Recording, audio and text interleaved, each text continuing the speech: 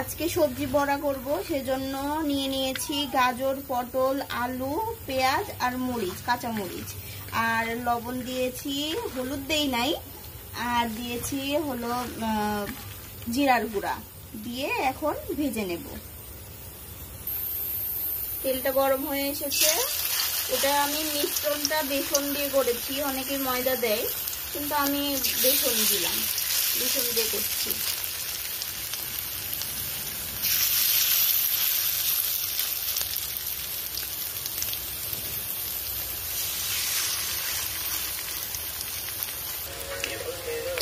এই যে উল্টে পাল্টে ভেজে নিয়েছি, এবারে তুলে নেব।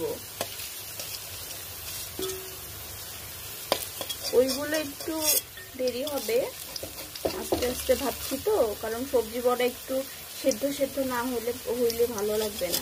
এই যে এভাবে সবগুলো ভেজে নিলাম, এবারে তুলে নিচ্ছি। দেখুন কত সুন্দর লাল লাল হয়ে গেছে। এই যে দেখুন কত সুন্দর। এভাবে সবজি বড়া খাবেন আপনারা সবাই।